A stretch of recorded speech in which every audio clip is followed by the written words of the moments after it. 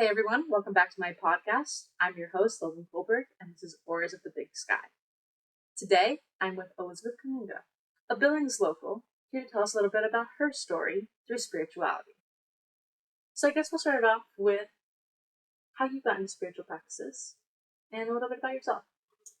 Great start. My name's Elizabeth, as Logan said. I'm from Billings, Montana. I'm a third year here at the University of Montana studying physics. And I got into spirituality kind of at a young age. My mom always encouraged me to explore different types of religion growing up. So my mom got me a bunch of baby books of Judaism, Catholicism, Christianity, etc. And so my mom was teaching me about different religions at a really young age. None of them really stuck with me at all, and that's kind of when I started learning about science and getting into the STEM world. And I was really passionate when it came to physics and specifically astronomy. And that's kind of when I learned that there was a supernova that caused all of these elements that we call the periodic table. And we are made of all of those elements. And it really inspired me because that means we're made of stars. And so in that way, we have to be connected with them. Yeah. And that's kind of when I started looking into what astrology is, tarot cards, and exploring in that direction. Interesting. And so could you tell us a little bit more about where you grew up and what you experienced in Montana? Yeah, definitely. So, like I said, I grew up in Billings, Montana.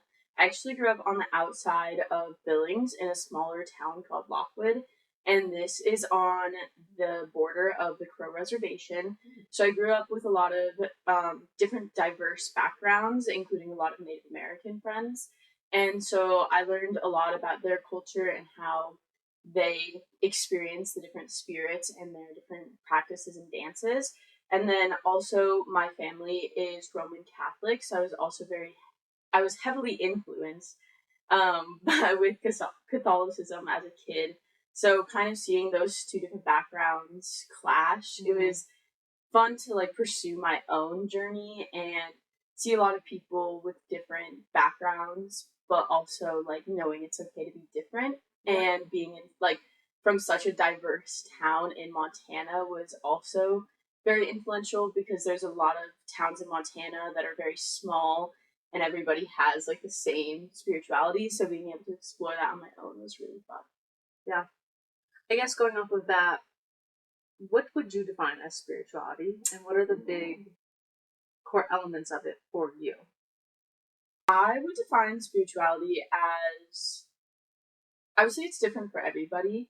I think for me personally, it's believing in knowing there's a higher power and that there's other things at play other than your own decisions and your own free will, and knowing that you can't control everything and that there's always going to be something higher up influencing your way, and also knowing that you can believe in something and it might not necessarily be God, but it can be something in your own practice. And I think playing into that and being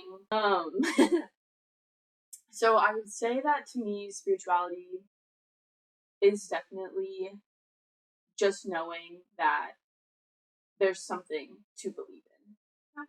I agree with that. I like that. So what specific practices do you enjoy in the spiritual world and how did you get started in them? Yeah, that's a great question. I would say I first started with tarot card readings. A lot of my friends in high school had tarot cards. When they would do different types of tarot card readings, I was a little nervous at first to get into it, mainly because I didn't really know what it had. I didn't know what was involved with it. Growing up, I had a lot of friends who were very much don't mess with the spirit world, and the movie A Ouija board came out, so I was very nervous to get into the spirits. But once I did a lot of my own research on what tarot cards are, I felt more comfortable diving into it. And then when I was in Oregon, my mom bought me my first set of tarot cards, and because I really was settled with the fact that somebody should gift you your first tarot cards. So Mhm. my mom found this beautiful set of original, like, traditional tarot cards, Mhm. and she gifted me those. I started doing my own readings. I did readings on my mom and my dad, and that's kind of where it blossomed. And then I got heavily into crystals and, like, the different types of crystals Mhm. and the different elements that they contain. And I really resonate with those. Like I said earlier about, like, how elements come from Mhm. stars and we're made of those. So I felt a little more of a connection with the crystals than I ever did the tarot cards because I felt they resonate more with your own body. Mhm. And that's kind of how I got into it. And I'd say my favorite part is definitely the crystals. Okay. So you were saying that you're more drawn to crystals and tarot. How did you start collecting crystals? Great question. So I first started in a small store in Billings, Montana called Ernie November's. And then from there, all across Montana, my parents and I have stopped in different types of crystal stores and found different types. What are your favorite crystals and Mm, practices?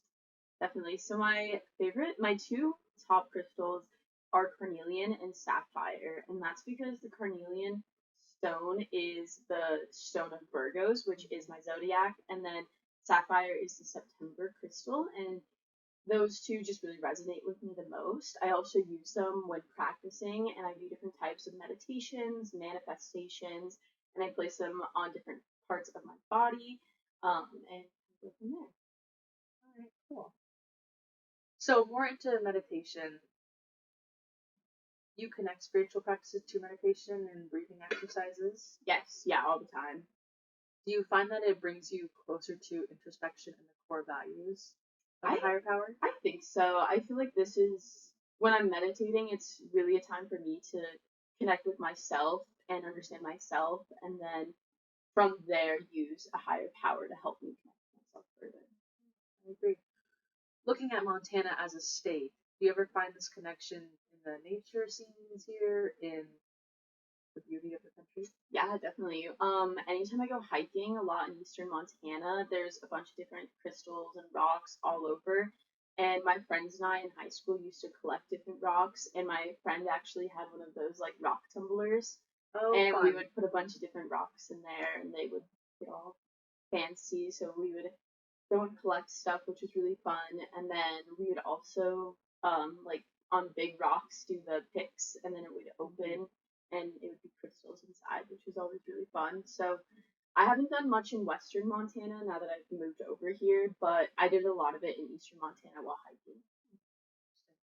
So you mentioned a few times now friends with similar interests. Mm-hmm. Do you find a good community of people with spiritual practices in Montana?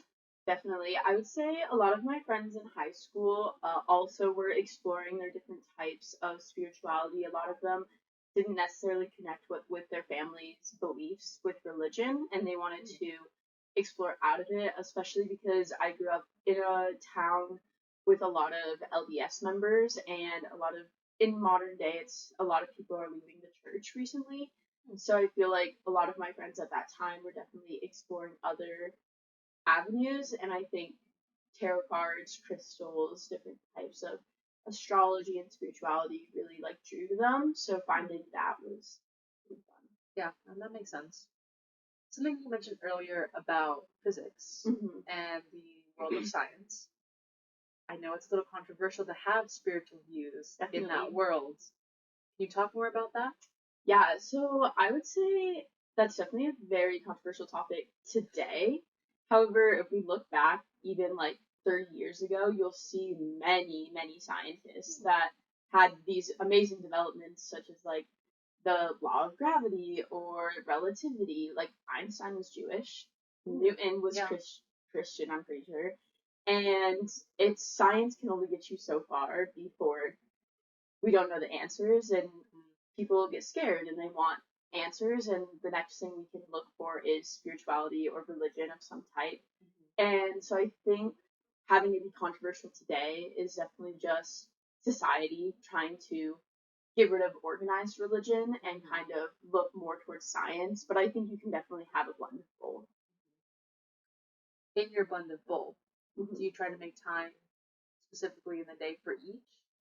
Yeah, definitely. I would say I have all of my classes of physics, and that definitely is takes up a lot of my science time. And then normally at night, or even when I first wake up, I try to meditate and connect more with myself and the higher powers to make sure that like I'm still here, I can do amazing things, and I can conquer the science world while also being in the spiritual world. Yeah.